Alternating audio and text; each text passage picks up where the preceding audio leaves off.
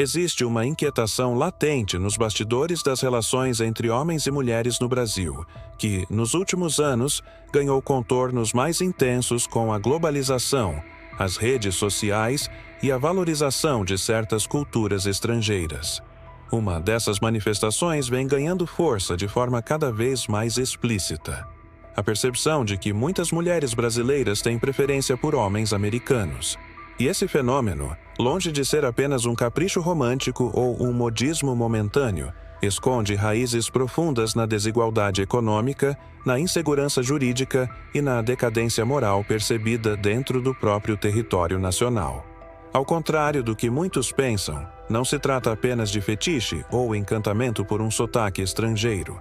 É um reflexo direto de uma sociedade desiludida com seu próprio reflexo no espelho. Para começar a entender essa dinâmica, é preciso encarar a realidade crua e inegável do poder do dólar. A moeda americana, além de estável, é praticamente um passaporte simbólico para uma vida de segurança material. Enquanto o real brasileiro sofre desvalorizações constantes, interferências políticas e oscilações absurdas, o dólar se mantém como referência de força global. Um americano que ganha em dólar, mesmo com uma renda mediana em seu país, ao converter seus recursos para o real, torna-se um gigante econômico em território brasileiro. $1 pode valer R$7. E isso, por si só, reestrutura toda a hierarquia de valor percebido entre os homens locais e os estrangeiros. O que para um americano é corriqueiro, como pagar um jantar ou bancar uma viagem de fim de semana, para um brasileiro médio é um esforço que compromete o orçamento mensal.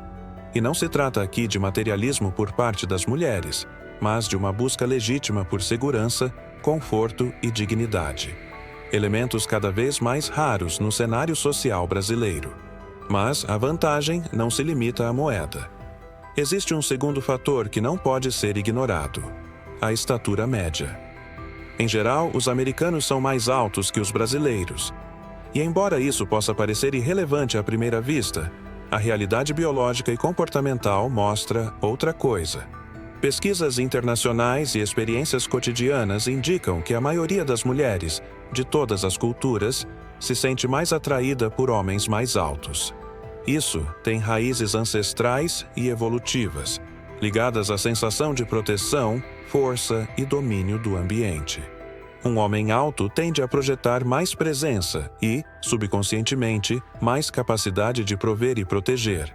E, num mundo onde a insegurança física e emocional é crescente, isso se torna um fator crucial de escolha. Aqui entramos no terceiro ponto, ainda mais delicado: a figura do homem protetor. No imaginário feminino, e em grande parte das culturas, a masculinidade ainda está ligada à capacidade de proteger, de enfrentar ameaças, de se impor diante do caos. Mas, no Brasil, esse papel tem sido sistematicamente sabotado por um sistema legal que desincentiva qualquer tipo de reação masculina diante da violência. Um homem que tenta proteger sua família de um criminoso invasor corre o risco de ser preso, processado ou até mesmo condenado a pagar indenizações ao bandido que ele impediu de cometer um crime. É isso mesmo.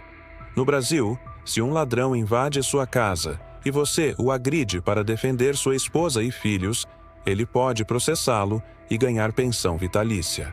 Esse tipo de aberração jurídica transformou o homem de bem em um ser acuado, inseguro e com medo até de agir em defesa própria. Em vez de representar força, muitos homens brasileiros foram transformados pelo sistema em fantasmas de si mesmos, calados, retraídos e amedrontados pela própria justiça que deveria protegê-los. Esse enfraquecimento da figura masculina nacional acentua ainda mais a percepção de que o homem americano é mais protetor. Nos Estados Unidos, ainda que o país também enfrente suas contradições, existe uma valorização mais forte da autodefesa, da proteção familiar e da integridade da propriedade privada. Lá, o homem que defende sua casa é aplaudido, não criminalizado. Isso ressoa profundamente no inconsciente coletivo das mulheres que buscam segurança física, emocional e simbólica. A figura do homem americano, nesse contexto, não é apenas o do estrangeiro com dinheiro, mas o do guerreiro moderno que ainda pode se posicionar, reagir, defender. O quarto elemento, embora mais sutil, é talvez o mais poderoso: o sonho americano. Ele não morreu, apenas mudou de forma. Para milhões de brasileiros, e especialmente para brasileiras, o desejo de conhecer os Estados Unidos ainda pulsa com intensidade. A imagem construída ao longo de décadas pela cultura pop, pelos filmes, pelas redes sociais e pelas experiências de amigos que emigraram, alimenta uma narrativa de salvação. Casar-se com um americano não é só um casamento. É um bilhete simbólico de acesso a um novo mundo, uma nova identidade, um novo futuro. É atravessar a fronteira entre a precariedade e a promessa. E, se esse acesso vem ainda acompanhado de amor, estabilidade e valorização, torna-se praticamente irresistível. Esse fenômeno não passou despercebido pelos homens brasileiros. As redes sociais hoje estão repletas de movimentos, fóruns, vídeos e postagens onde se denuncia, ou se ataca, essa preferência feminina pelas figuras masculinas estrangeiras. Muitos homens ressentidos se voltam contra as mulheres brasileiras, acusando-as de traição cultural, de mercantilismo emocional ou de desprezo pela própria pátria. Mas, por trás dessa indignação, o que se vê é uma profunda ferida de identidade. Os homens brasileiros sentem que foram excluídos do jogo, não por incompetência pessoal, mas por um sistema que os deixou impotentes. O grito desses homens não é apenas contra as mulheres que olham para fora.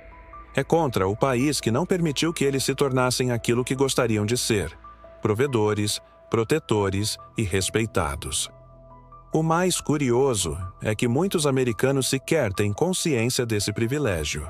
Ignoram que, para muitas brasileiras, eles são o arquétipo do homem ideal, não apenas por serem estrangeiros, mas por representarem aquilo que foi extirpado do homem brasileiro contemporâneo: segurança, força, liberdade de ação e proteção institucional.